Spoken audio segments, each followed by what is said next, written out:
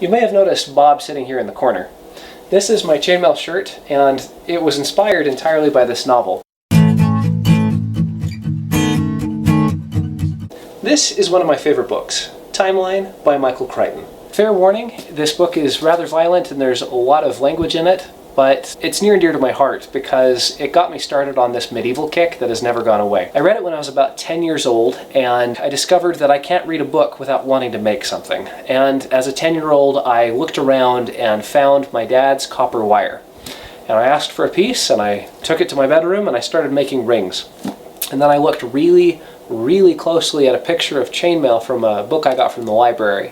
And I kind of reverse engineered how to put it together after a lot of failed attempts. And the result you see before you.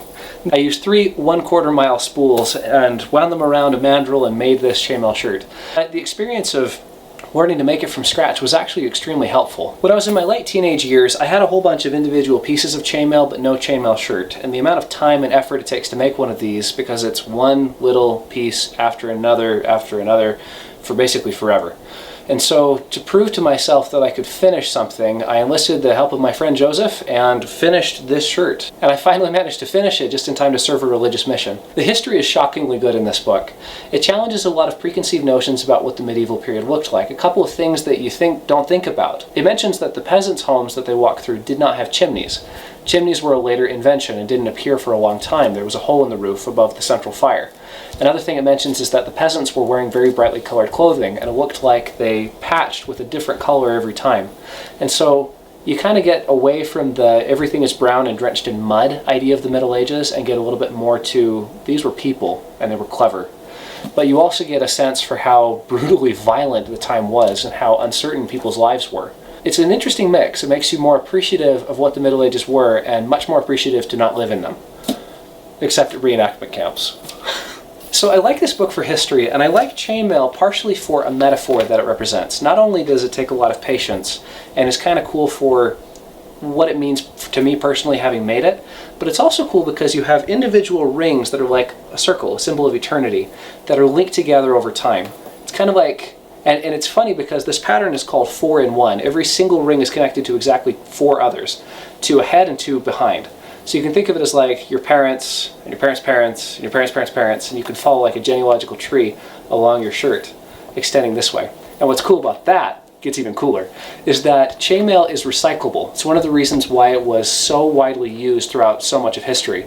It appears on the scene invented by the Germanic tribes sometime in the early Roman, in the late Roman Republic, and then it ends actually in Jamestown. They've dug up chainmail shirts that were used in the 1607 time period.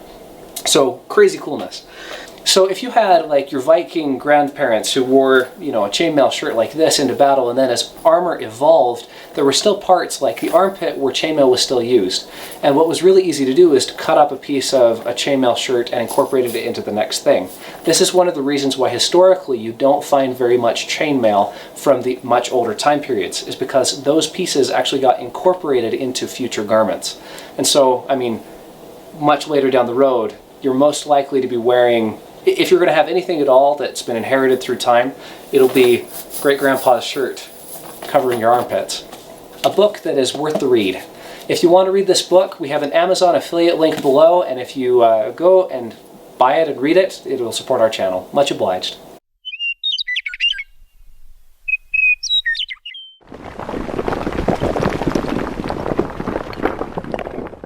It's about some archaeologists who go back in time to save their professor who's gone back in time ahead of them and gotten stuck. And a number of shenanigans happen, and they barely escape by the skin of their teeth several times, and eventually they get out alive. Most of them.